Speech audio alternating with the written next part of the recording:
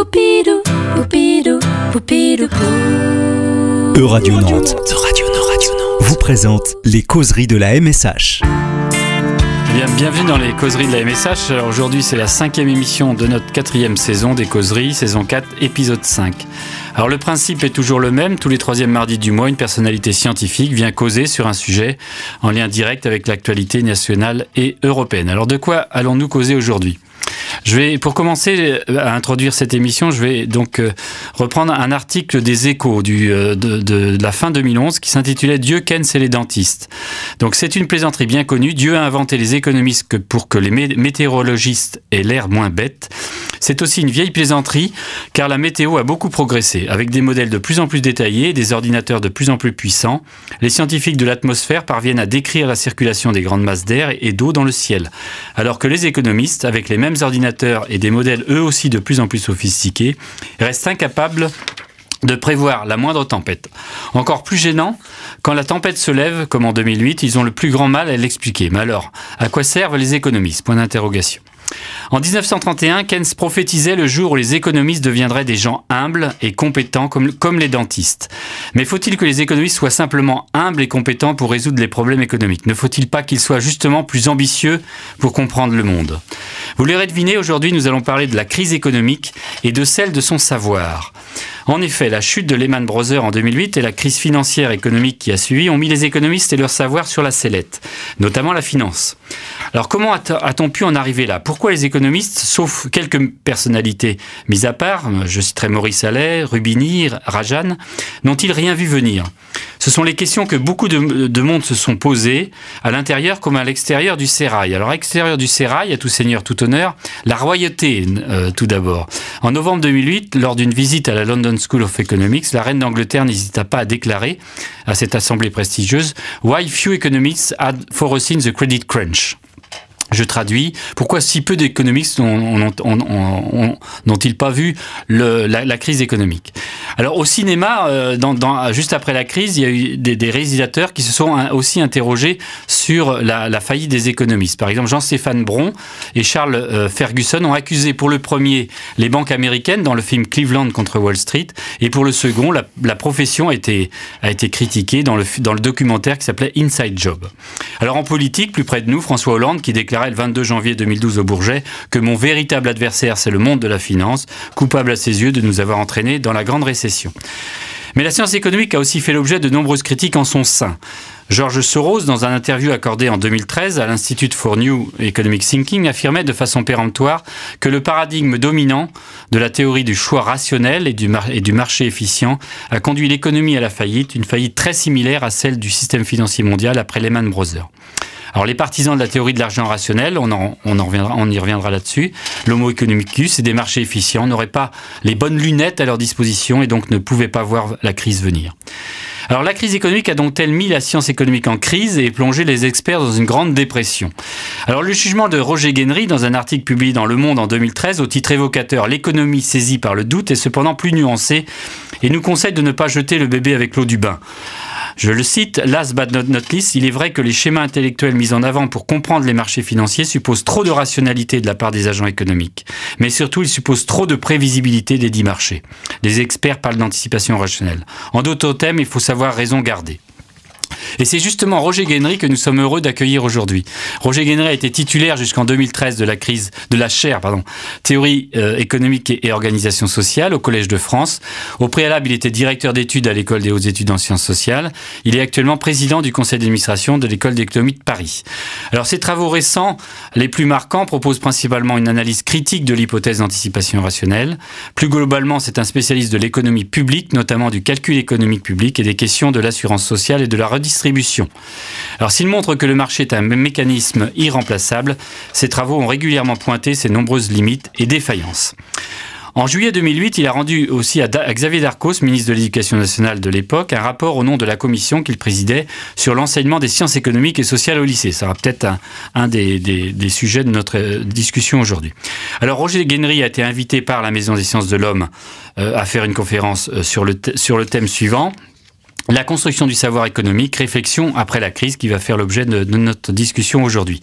Alors la crise récente, je cite le résumé, la crise récente a mis en évidence les fragilités du système financier mondialisé qui s'était mis en place pendant les 30 années précédentes.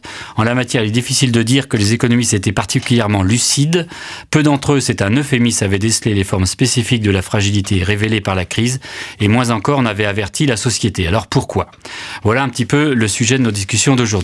Alors Roger Guéneret a publié en 2012 avec Nicolas Stern un ouvrage intitulé « Deux économistes face aux enjeux climatiques » aux éditions Le Pommier. Et en 2013, il y a une nouvelle édition d'un petit opuscule que je vous conseille qui s'appelle « L'économie de marché », donc qui a été réédité en mai 2013. Alors Roger, merci d'être là. On va se dire tu parce qu'on se connaît bien depuis longtemps, depuis une vingtaine d'années. 20 ans, au moins. 20 ans, ouais.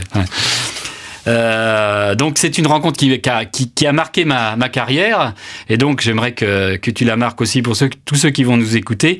Donc voilà, par rapport à l'introduction que j'ai fait, voilà, on va peut-être revenir sur la genèse du savoir économique. Oui, le savoir économique est très ancien, ça nous fait remonter bien longtemps avant Jésus-Christ, si on veut vraiment aller aux sources. Maintenant, si on reste plus modeste, le savoir économique comme discipline, s'est développé, en général on dit à partir de la fin du 18e, du début du 19e, il est associé au nom de Adam Smith, qui était en Écosse à l'époque et qui a écrit deux ouvrages sur la recherche sur la nature et les causes de la richesse des nations, qui est vu un petit peu comme une pierre angulaire du savoir économique. Mais naturellement, il y a eu des économistes avant. Et avant, il y a eu Saint-Augustin, il y a eu Quesnay, etc. Mais le développement de ce qu'on peut appeler une discipline date du début du XIXe siècle. Alors, effectivement, dans Adam Smith, il y a un tout petit peu le cœur de la problématique, à la fois dans sa logique et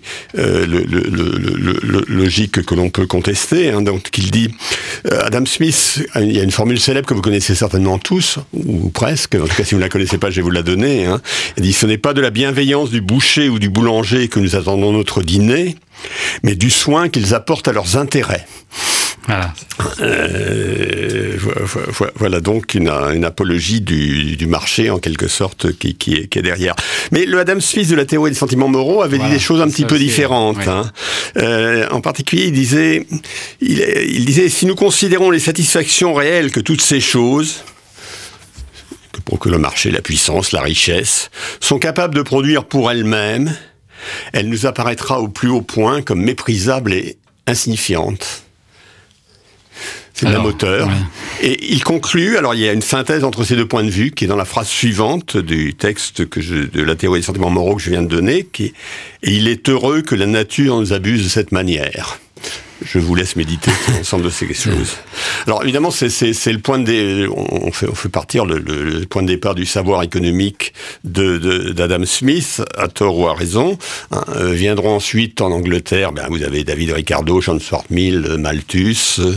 En France, Jean-Baptiste Say, Augustin Cournot, Jules Dupuy, Léon Walras, et même s'il était, on le peut l'associer à la France, Vilfredo Pareto. Et comme vous le notez, le développement de la discipline économique précède l'avènement ou la constitution d'une discipline sociologique, qu'on peut associer à Comte, Durkheim, etc. Naturellement, la construction du savoir s'est faite au XIXe siècle sur fond de vives controverses qui ne devraient pas nous surprendre aujourd'hui, mais sur les mérites du système de marché, c'est-à-dire du système qui était le système de l'époque et qui l'est resté, le système capitaliste de marché. Alors on peut mettre en exergue deux de ces grandes controverses.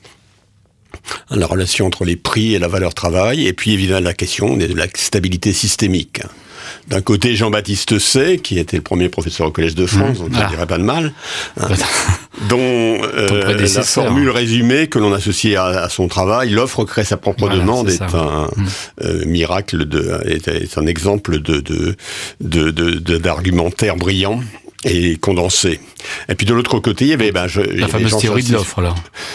Oui, l'offre crée sa propre demande. C'était et de l'autre côté, il y avait Jean-Charles Sismondi qui croyait, et toute l'école catastrophiste, qui a eu beaucoup d'écho, en particulier au travers, que Karl Marx a rejointe et qui a donné beaucoup d'écho à son message, selon lequel le capitalisme allait s'effondrer et qu'il fallait simplement attendre. Voilà. Très bien. Alors. Est-ce qu'on passe, enfin on va peut-être pas avoir le temps de passer directement, mais on va peut-être commencer justement à parler effectivement de voilà, les répercussions de tout savoir sur le savoir d'aujourd'hui. Alors le savoir d'aujourd'hui, la discipline a produit du savoir, hein, c'est un savoir cumulatif. Alors, savoir cumulatif, ça ne veut pas dire qu'il n'y a pas des changements de perspective, il y en a eu un certain nombre de perspectives, hein, depuis la vision de l'économie qu'on avait sous Alfred Marshall, qui dominait le système académique anglais à la fin du 19e, début du 20e, hein, au savoir économique d'aujourd'hui. Il s'est passé beaucoup de choses. Hein, et en particulier, ce qui s'est passé n'est pas indépendant de ce qui s'est passé dans le monde économique lui-même. Hein. C'est pas indépendant du fait de ce que j'appelle par ailleurs des faits saillants et traumatiques qui vont influencer notre jugement. Hein. Des faits saillants et traumatiques, il y en a eu deux au moins au XXe siècle. Hein. Le premier, c'est la crise de 1929. Et le deuxième, c'est la chute du mur de Berlin, signe de l'échec du système soviétique, de l'échec économique du système soviétique. Donc notre discussion sur le savoir est scandée par ces événements. Après Keynes, le savoir économique a mis l'accent sur le rôle positif de l'État et de l'intervention étatique. Avec la chute du mur de Berlin, il y a eu encore, en quelque sorte, en contrepoint, une mise en question de l'État, pas uniquement de l'État planificateur soviétique, mais de l'État plus généralement.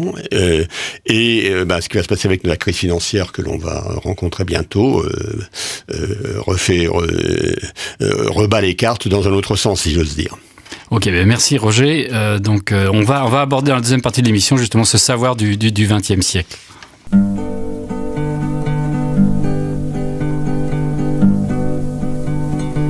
Que sont mes amis devenus, que j'avais de si près tenus, et tant d'aimer.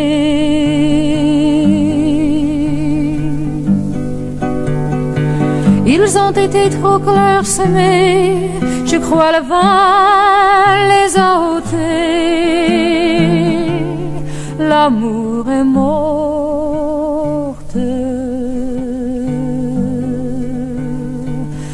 Des amis grand importe et qu'ils vantaient devant ma porte les importants.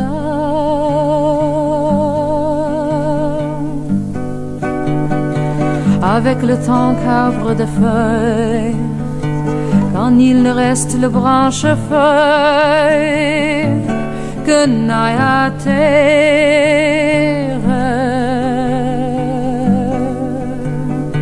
Avec pauvreté qui m'atterre, qui de partout me fait la guerre, l'amour est morte. Ne convient pas que vous raconte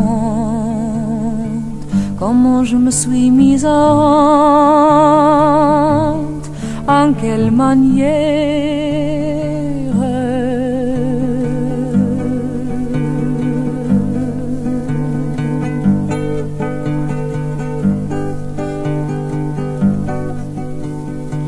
Que sont mes amis devenus, que j'avais de si près tenus, et tant aimés.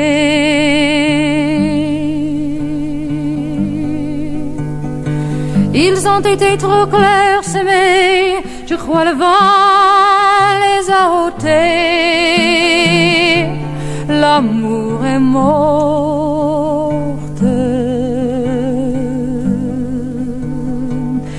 tes amis que vint importe, et qu'ils vantaient devant ma porte les importants.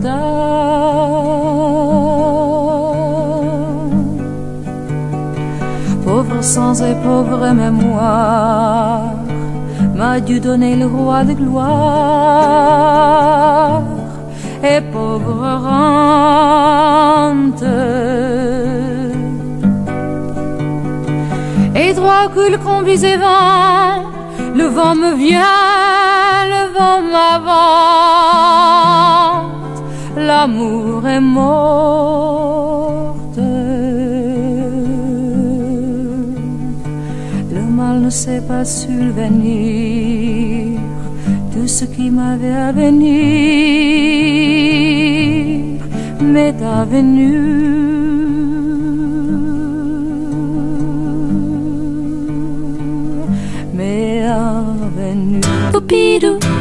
Radio Nantes, les causeries de la MSH.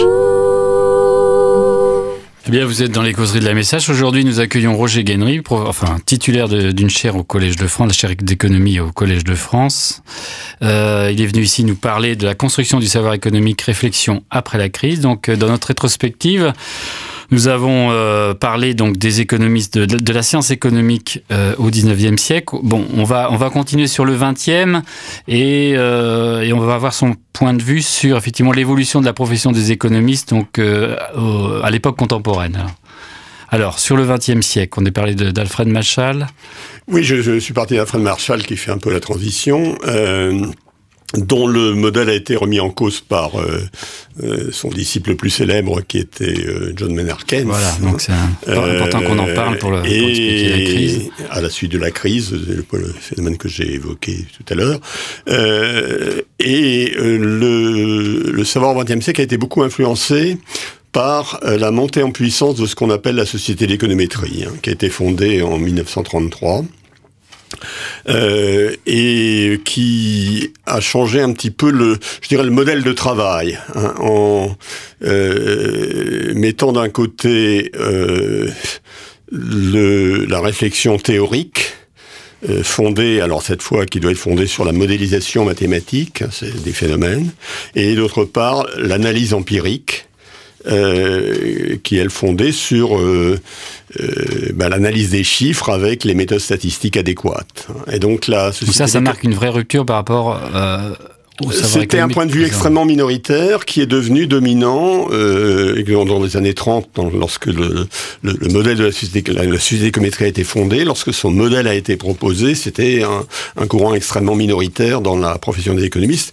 Et le modèle de travail de la société d'économétrie, avec une sorte de division du travail entre la théorie d'autre part, l'observation d'autre part, avec l'utilisation assez intensive de l'outil mathématique dans les deux. Dans un cas, le modélisation, dans l'autre, la statistique, s'est mis à devenir relativement dominant. C'est-à-dire que les grandes revues de la profession se sont mises à ressembler à Econometrica, qui était la revue de la Société de l'économétrie, fondée en 1933. Alors, il faut bien voir que ça, la Société de l'économétrie, c'est pas un club de pensée, hein. C'est pas c'est pas un choix épistémologique, hein. C'est un choix du modèle de travail. Et c'est pas non plus associé à une sensibilité intellectuelle particulière. Hein. Keynes a été président de la Société d'économétrie, Schumpeter l'a été, beaucoup d'autres. Toi, tu l'as été ? Je l'ai été. Donc, tu vois qu'ils sont assez éclectiques. Et le modèle de la société d'économétrie s'est mis à devenir dominant, je crois, dans le monde et dans l'institution universitaire. On peut en penser ce qu'on veut. Maintenant, le Capitole n'est jamais loin de la roche tarpéienne. Il est en voie de délitement, c'est-à-dire qu'il y a une remise en question du modèle de la société d'économétrie que l'on observe en ce moment, sur laquelle je pourrais revenir, mais je suis pas sûr qu'on ait absolument le temps de revenir là-dessus, et qui est associé à des phénomènes tout à fait contemporains de l'accessibilité des données, etc., qui se comprend parfaitement. Mais ce modèle s'est imposé Et je dirais, toute sensibilité intellectuelle confondue, sauf peut-être une partie de l'hétérodoxie marxiste et les économistes à la Hayek, qui ont récusé cette approche formalisée. Donc d'un côté les marxistes, d'un côté les libéraux. Mais en même temps, pour les marxistes, il y a eu ce qu'on appelait à ma jeunesse le marxisme matriciel. Il y a eu beaucoup de gens qui ont... J'ai fait ma formation qui ont prétendu que Marx s'était mis à l'étude de l'algèbre et qu'il avait inventé le théorème de Perron-Frobenius éventuellement. Voilà, donc... je ne sais plus où j'en étais exactement. Sur l'approche, effectivement, l'uniformisation, effectivement, de la méthode de travail parmi les économistes, sauf effectivement ces deux extrêmes. Une certaine mondialisation du savoir, en tout cas de cette méthode de travail qui, pour le meilleur et pour le pire, c'est plus ou moins imposé. Voilà. Et ça nous amène vers les années 2000, et on approche de 2008 qui est le moment de la crise. Donc avant 2000, la profession... alors tu as employé le terme de balkanisation du savoir. Donc, Oui, je crois que, par exemple, entre le moment où j'ai commencé à travailler dans ce domaine et les années 2000 jusqu'à maintenant, il y a eu une considérable production de savoir de savoir économique. Mais ce savoir économique est devenu beaucoup plus balkanisé. Il se fait sur des créneaux étroits, avec des communications entre secteurs qui sont devenues souvent de plus en plus faibles. Donc, ça ne veut pas dire qu'on ne produit pas du savoir, ça veut dire qu'on produit du savoir plus balkanisé et qui n'est pas remis en perspective autant probablement qu'il le faudrait. Et ça nous amène un petit peu à la crise financière de 2008, où il y a eu beaucoup de savoir sur la finance qui s'est développé, du savoir qui donnait une vision souvent trop optimiste de la finance, mais c'est pas uniquement, mais du savoir aussi parcellisé. Et ceci explique en partie cela, savoir que les économistes n'ont pas tiré la sonnette d'alarme quand il aurait fallu, et que c'est une défaillance de la profession qu'il faut reconnaître et sur laquelle on pourra revenir. Mais ça c'est à cause du fait qu'il y a un manque de communication entre les différentes... Non, il faut bien voir que c'est plus compliqué que ça. Oui, c'est plus compliqué que ça. Depuis les années 80, on assiste à une mondialisation de la finance. Et cette mondialisation de la finance s'est accompagnée d'énormément de changements structurels dans l'organisation du système. C'est accompagné de la multiplication des produits entre les produits titrisés, les options, les CDS, les swaps de crédit, etc. Il y a eu une multiplication des marchés, une multiplication des institutions prenantes.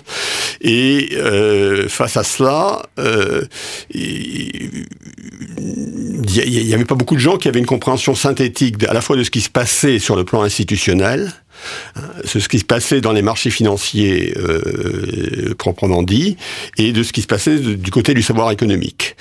Et c'est là qu'on touche un petit peu à la balkanisation du savoir, mais c'est plus compliqué que ça. C'est pas seulement la balkanisation du savoir, c'est la balkanisation de la compréhension d'un système complexe à laquelle on assiste vers les années 1990-2000. Il n'y a plus de pensée globale. Vous savez, moi, je ne sais pas, je ne connais pas ce système de l'intérieur. Simplement, une histoire qu'on raconte, c'est que le PDG d'une banque française bien connue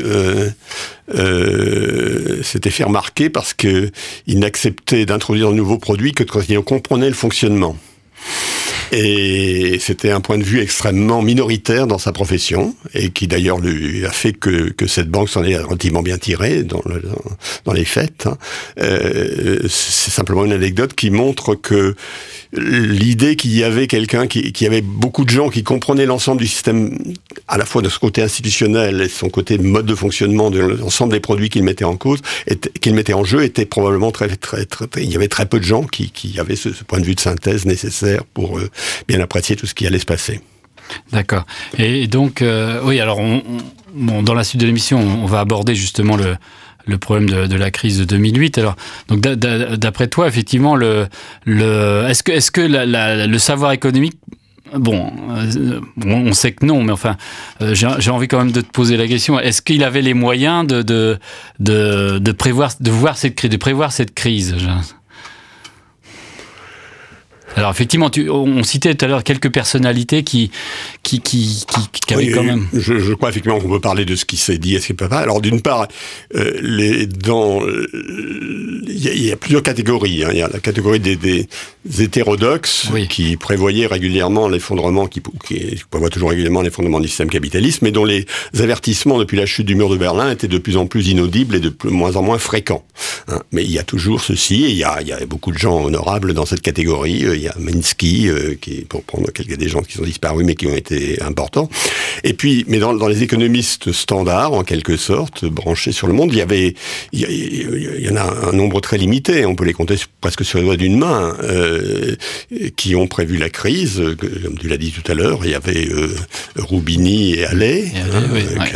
Alors, mais Roubini et Halley sont des Cassandres, et donc leur point de vue n'a pas été pris en question parce qu'ils avaient cette réputation. Et puis il y avait Raghuram Rajan, qui a, dans un article prémonitoire, a décrit ce qui se passait, a décrit les fragilités croissantes du système financier dans lequel on vivait, et qui a exprimé son inquiétude de façon insistante. Ben merci Roger. Donc on arrive au terme de la seconde partie de l'émission, et donc effectivement dans la troisième partie on abordera donc on rentrera dans le vif du sujet, puisque on rentrera dans la crise de 2008.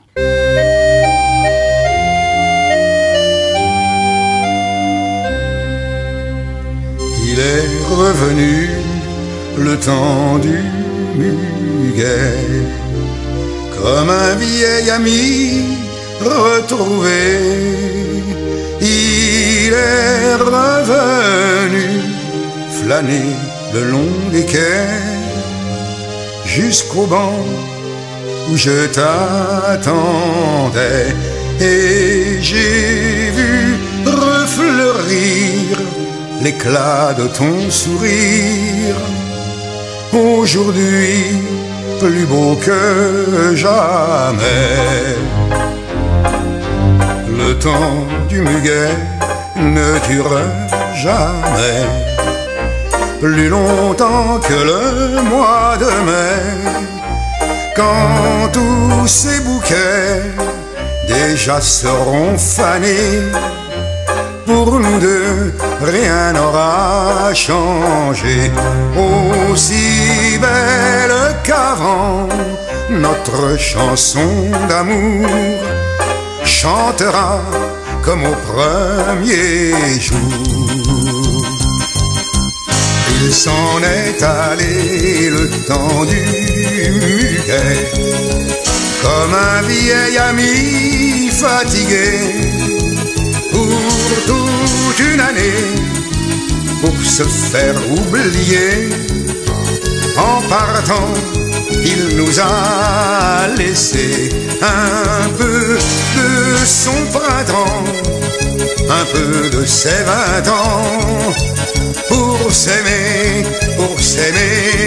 longtemps, longtemps, longtemps.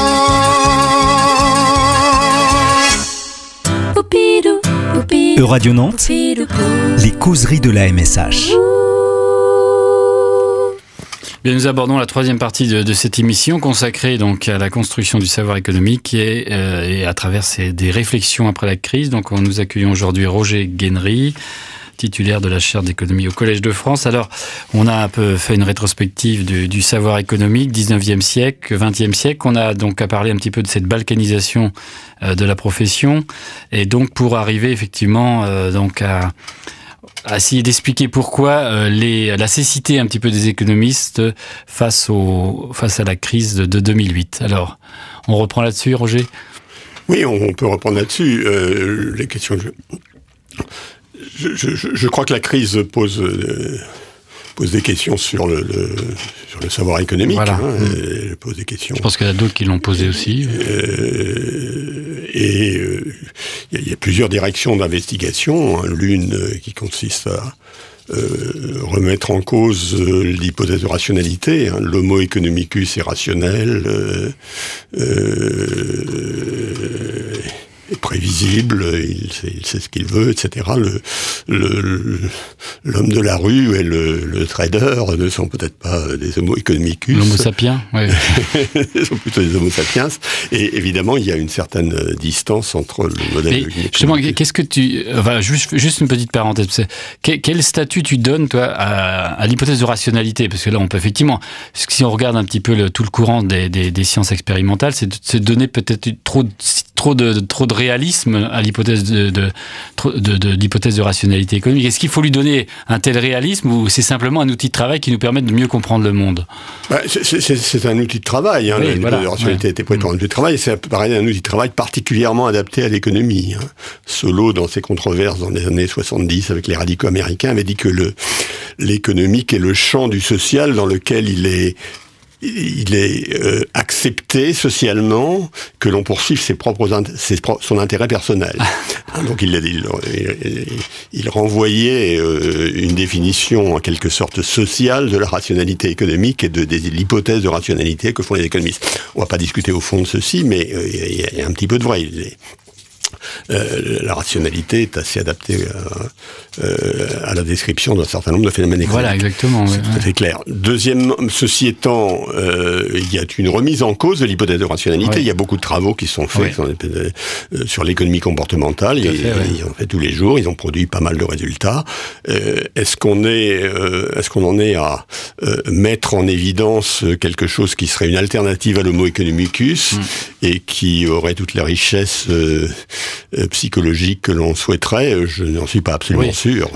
Il y a comme une certaine critique de ce courant qui disent qu'effectivement tout le courant des sciences de l'économie comportementale se place par rapport aux failles de l'hypothèse standard, quoi. Donc effectivement, est-ce que ça peut constituer un savoir alternatif? On en est loin quand même encore, non? Là, il faudrait. Je ne peux pas me prononcer exactement. Il y a eu beaucoup de travail qui a été fait. On peut en discuter. J'en ai discuté avec pas mal de gens qui ont des opinions relativement différentes là-dessus. C'est pas le cas. Mais je crois qu'il y a une autre hypothèse. Je crois que ce qui s'est passé remet met en question une autre hypothèse qui est une hypothèse assez essentielle, qui est de la prédictabilité des événements économiques. La théorie moderne est fondée sur l'idée que les agents économiques font ont une vision de l'avenir qui est statistiquement convenable compte tenu de l'information dans laquelle... On appelle les anticipations rationnelles. Ça, c'est ce qu'on appelle l'hypothèse d'anticipation rationnelle. Alors, c'est une hypothèse commode et c'est une hypothèse qui est évidemment tout à fait à l'arrière-plan d'un certain nombre de modèles optimistes de vision de la finance. Par exemple, les modèles de vision de la finance... ce qu'on appelle efficient market hypothesis, l'hypothèse de marché efficace, qui a joué un rôle dont le développement dans le secteur du savoir a ouvert des portes aux praticiens, a fait tomber un certain nombre de barrières à leur imagination débordante, et donc l'hypothèse de efficient market hypothesis est à l'arrière-plan de la crise, mais naturellement, les économistes n'ont pas uniquement travaillé là-dessus. J'ai écrit des articles, par exemple, pour essayer de montrer que la multiplication des marchés perturbait la coordination des anticipations. Donc, effectivement, qui débouche sur une critique de l'efficient market hypothesis, etc. Ceci, c'est juste pour dire que il y a aujourd'hui une direction de remise en cause du savoir économique qui est la remise en question de l'hypothèse d'anticipation rationnelle, non pas pour dire qu'elle est toujours absurde, mais qu'elle est pour dire, et pour essayer de comprendre quand est-ce qu'elle est à peu près acceptable pour décrire ce qui se passe dans le monde réel, et pour essayer de comprendre les cas dans lesquels elle ne rend pas compte de ce qui va se passer. La prédictabilité du système est beaucoup trop limitée pour qu'on puisse faire l'hypothèse que les agents l'anticipent convenablement. Donc d'un côté, c'est ce que j'ai dit en introduction. D'un côté, donc trop de rationalité, d'autre côté, trop de prévisibilité. Absolument. Dans le savoir économique. Ouais. Donc d'un côté... Trop d'hypothèses de prévisibilité par les agents économiques. Ça c'est une question qui ne se pose pas uniquement à l'économie. Hein. Le savoir en sciences sociales et le savoir en économie, c'est un savoir d'intention scientifique. C'est-à-dire qui essaie de rendre compte des faits observés, et qui essaie de fournir des explications. L'idée que ce qui se passe dans le monde social dépend à la fois de l'idée que les gens se font du présent, mais aussi des représentations qu'ils ont de l'avenir, des représentations qu'ils ont du monde social. Et là, on quitte le terrain de la rationalité stricto sensu pour aborder le terrain de la prévisibilité, de la prédictabilité des systèmes sociaux. Moi, j'ai mis celui dans le domaine de la savoir économique, mais c'est une question qui se pose également dans le savoir sociologique et dans tous les savoirs sur les sciences en sciences de la société. Ouais. Alors effectivement la question de savoir si donc le savoir économique avait les moyens donc de prévoir la crise, je crois que tu emploies une image, c'est-à-dire tu compares le savoir économique, la prévisibilité du système économique à deux choses. D'un côté les avalanches, de l'autre côté les plaques tectoniques. J'aimerais bien que tu reviennes un petit peu là-dessus. Oui, quand on essaie de faire un point sur l'état du savoir économique, j'ai l'habitude de distinguer, de dire il y a des tas de phénomènes différents, et sur ces tas de phénomènes on a des performances relativement différentes. Il y a des phénomènes que je mets dans la catégorie des avalanches, et des phénomènes que je mets dans la catégorie des plaques tectoniques. Alors les avalanches, on sait ce que c'est, si vous avez été guide de haute montagne, vous savez qu'il y a des endroits où il peut se produire des avalanches, mais c'est relativement imprévisible. Alors derrière la métaphore des avalanches, il y a un certain nombre de phénomènes économiques comme les bulles. Les bulles sont, d'un point de vue, il y a une imprédictibilité constitutive. Si on avait une théorie qui prévoyait l'éclatement d'une bulle à un moment donné, il ne serait jamais de bulle, parce que les gens prévoiraient son éclatement. Et malgré tout, il y a fort à parier que on verra les bulles ne pas sortir de notre horizon dans les années et les décennies qui viennent. Deuxièmement, les plaques tectoniques, c'est complètement différent. C'est des phénomènes très lents, comme l'est la mondialisation en ce moment, ou comme l'a été la première mondialisation, qui est durée commencé en 1800, on fait dater le départ en 1846, et ce qui s'est terminé un peu avant la Première Guerre mondiale. Là, il se passe des choses qui sont fortes, mais qui vont très lentement, et qui affectent l'état du système d'une manière qui n'est pas visible sur des horizons courts, même sur l'horizon d'une décennie probablement. Et ce qui se passe aujourd'hui en matière de mondialisation, ça relève de la compréhension d'une plaque tectonique.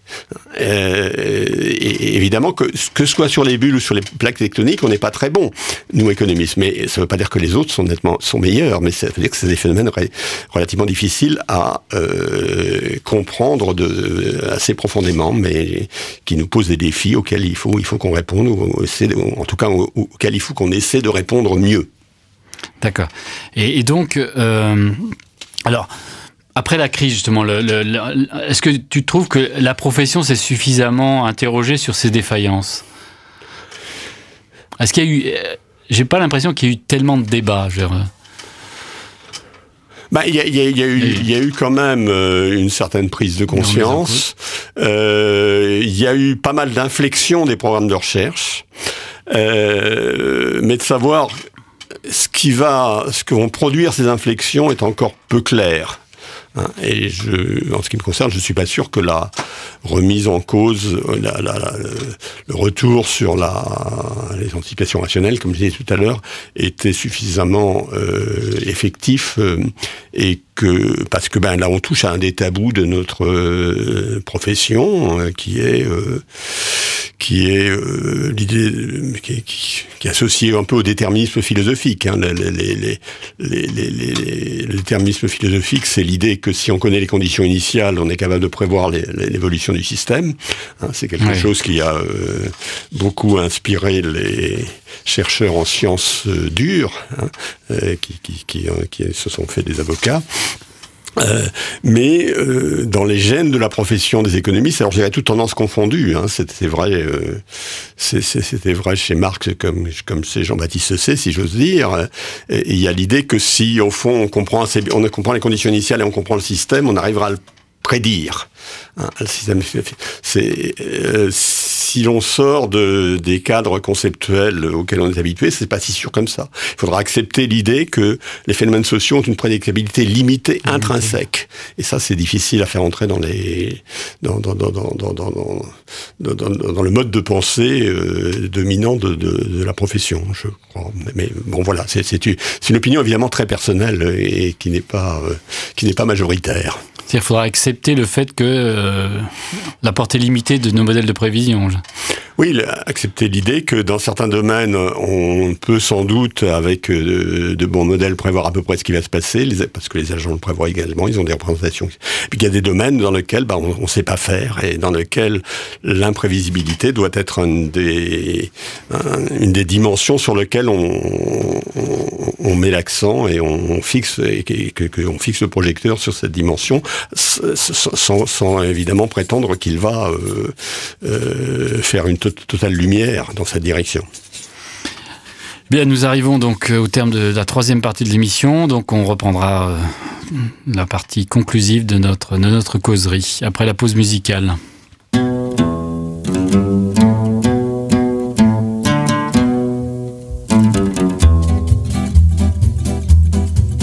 C'est un fameux trois-mâts fin comme un oiseau. Liceo Santillano.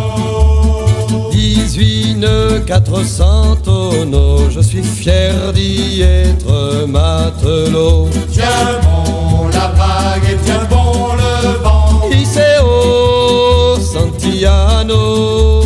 Si Dieu veut toujours droit devant, nous irons jusqu'à San Francisco. je pars pour de longs mois en laissant Margot. Liceo Santillano.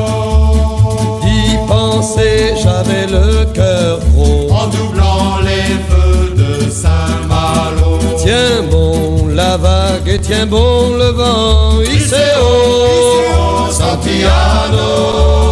Si Dieu veut toujours droit devant, Nous irons jusqu'à San Francisco. on prétend que là-bas l'argent coule à flot. Liceo Santillano. On trouve l'or au fond des ruisseaux. J'en ramènerai plusieurs lingots. Tiens bon la vague et tiens bon le vent. Liceo Santillano. Si Dieu veut toujours droit devant, Nous irons jusqu'à San Francisco. un jour je reviendrai chargé de cadeaux. Liceo Santillano. Au pays j'irai voir Margot. À son doigt je passerai l'anneau. Tiens bon le cap et tiens bon le flot. Liceo Santillano. Sur la mer qui fait le gros dos, nous irons jusqu'à San Francisco. Poupidou, poupidou, Radio Nantes, poupidou, les causeries de la MSH. Eh bien, nous reprenons le cours de notre causerie. Donc, c'est la dernière partie de notre émission où nous accueillons donc Roger Guenry, titulaire de la chaire d'économie au Collège de France, et qui est venu nous parler aujourd'hui du savoir économique et notamment de ses réflexions autour de ce thème après la crise. Donc, au cours de cette émission, donc, on a fait une rétrospective du savoir économique 19e, 20e siècle. On a un peu parlé un petit peu de l'incapacité des économistes à avoir prévu la crise et donc effectivement s'interroger sur ce savoir économique, sur les choses qui n'allaient pas et sur la remise en question d'un certain savoir économique, notamment autour de la rationalité, donc ce qu'on appelle la rationalité de l'homo economicus, et aussi de la prévisibilité autour de l'hypothèse d'économie, l'hypothèse d'anticipation rationnelle. Alors, c'est vrai que toute cette discussion, toute cette causerie nous amène à nous interroger de manière... Enfin, on va s'élever un petit peu, encore plus. Et c'est un peu... Toute cette causerie nous amène à savoir si, effectivement, on va nous interroger sur le statut de l'économie, au statut scientifique de l'économie. Alors, est-ce que...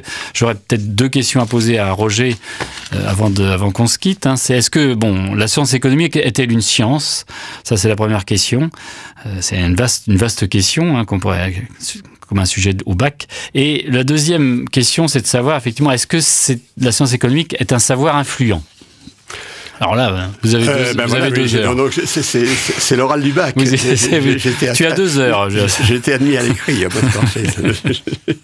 Oui, je vais peut-être commencer par la deuxième question. Est-ce que le savoir économique est un savoir influent? Alors, il y a des opinions très différentes des économistes là-dessus. Hein.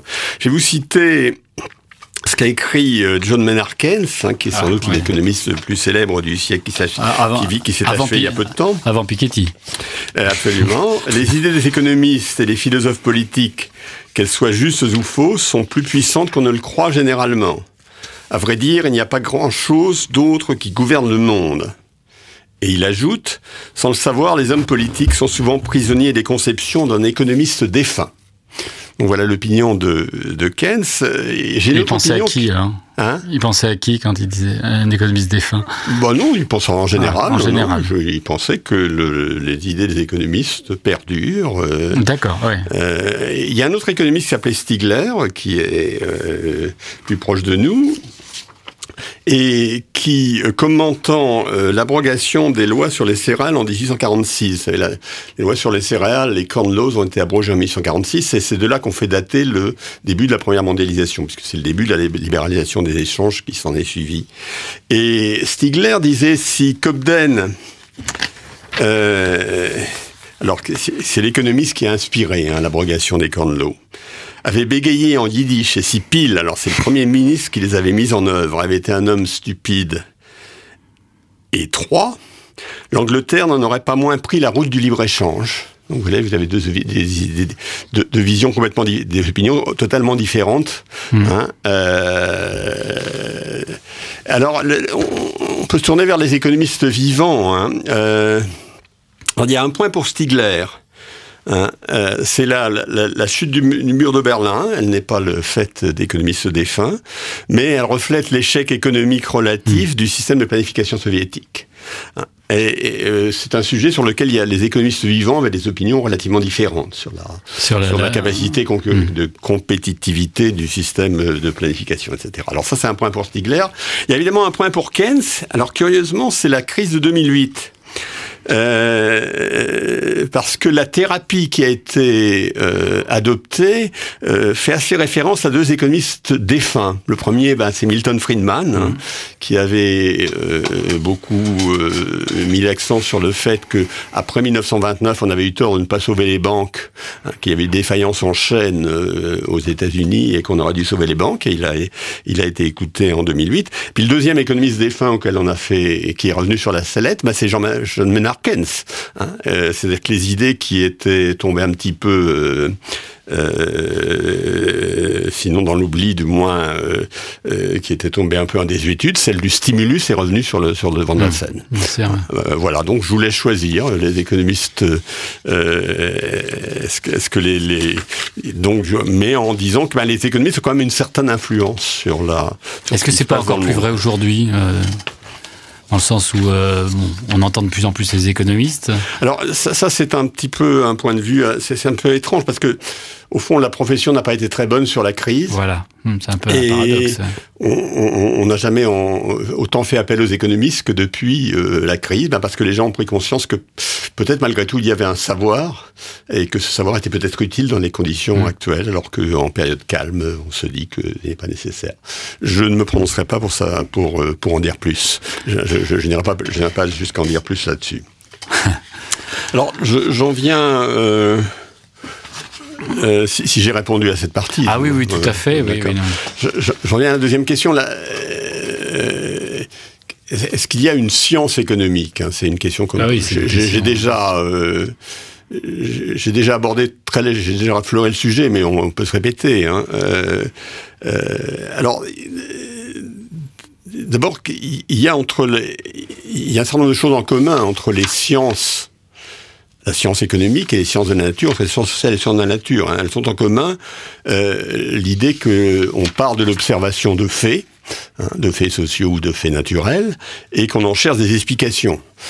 Elles ont aussi parfois des outils d'exploration analogues. Par exemple, c'est vrai en économie, puisqu'on utilise les mathématiques pour la modélisation, les statistiques et le raisonnement probabiliste pour l'interprétation des faits. Mais naturellement, il y a quand même une différence évidente, assez fondamentale, c'est que le savoir en sciences sociales n'a pas de recours à ce qui est important dans les sciences de la nature, l'expérience contrôlée. L'expérience contrôlée, c'est la possibilité de répéter des phénomènes, de les remettre en cause. On peut refaire l'expérience de Morley Michelson qui a alimenter toute la réflexion qui a conduit à la relativité, etc. On peut la recommencer tous les jours. D'ailleurs, on trouve toujours la même chose. Si c'était pas le cas, on en aurait entendu parler, en tout cas. Et on peut expérimenter. Alors, plus ou moins selon les domaines scientifiques. Si vous faites de si vous faites de la géologie, on peut pas refaire un tremblement de terre à la commande malgré tout. Mais enfin, grosso modo, il y a un recours à l'expérience contrôlée, alors que les faits sociaux sont singuliers. On ne peut répéter l'histoire en changeant les conditions initiales. Et donc, dans la démarche scientifique en économie, comment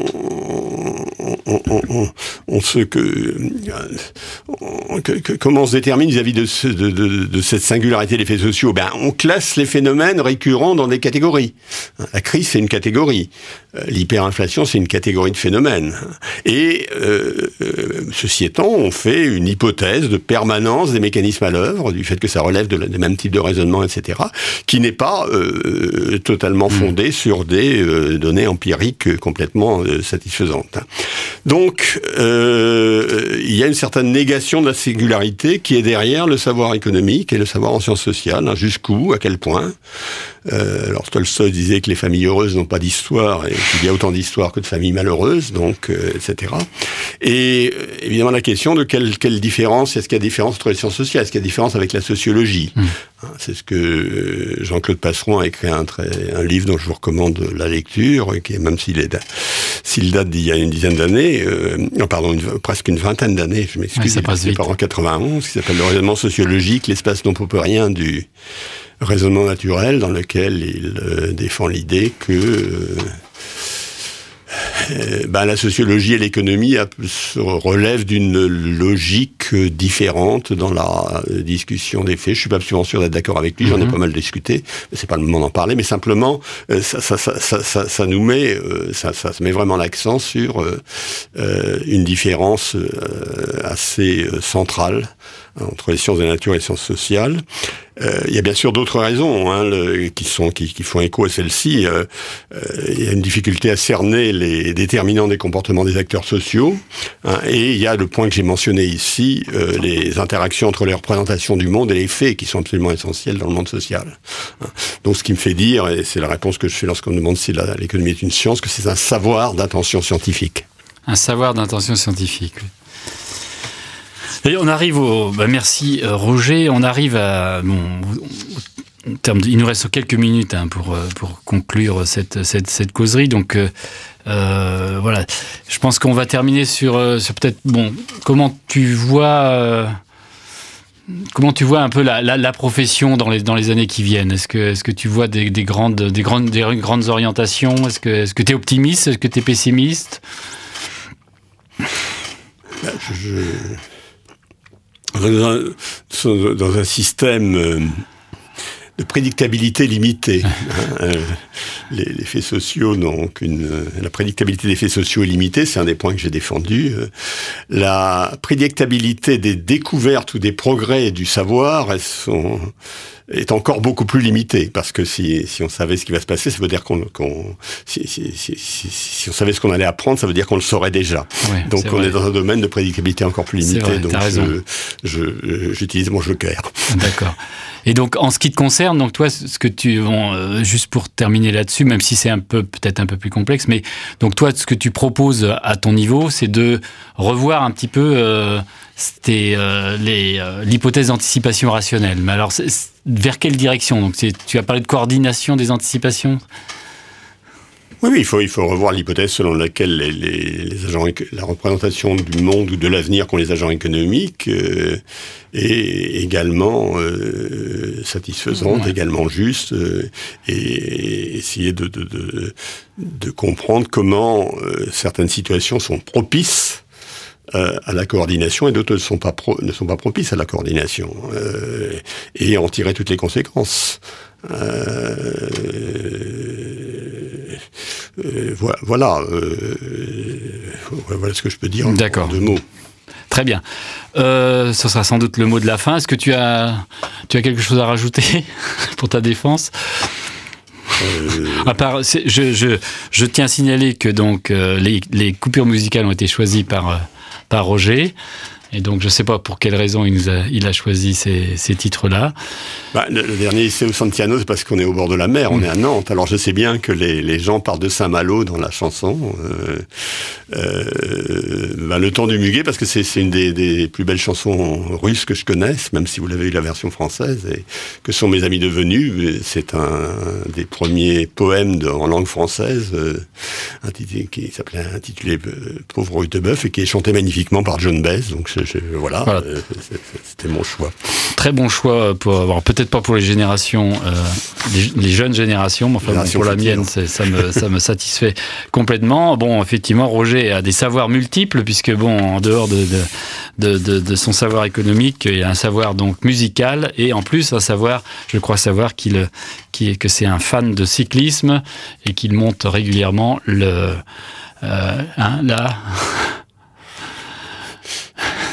je sais pas, la rue Saint-Jacques. Pas la Roche de Solutré, mais... pas la Roche de Solutré. Le Mont Ventoux.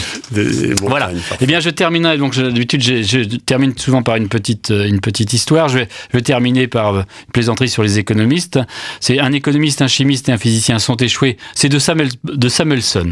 Un économiste, un chimiste et un physicien sont échoués sur une île déserte avec comme seul moyen de survie des boîtes de conserve, mais pas d'ouvre-boîte. Le chimiste propose, il n'y a qu'à les mettre dans l'eau de mer et attendre que le sel ronge le métal. Le physicien propose, on les pose sous un cocotier et on attend que des noix de coco les brisent en tombant. L'économiste prend alors la parole. Bon, posons notre première hypothèse. Nous avons un ouvre-boîte. Voilà, merci. Eh bien, c'est la fin de cette émission consacrée donc à la construction du savoir économique. On remercie Roger Guenry d'être venu nous causer un petit peu de ce savoir économique. C'était très roboratif et donc très, très intéressant. Merci Roger. Merci.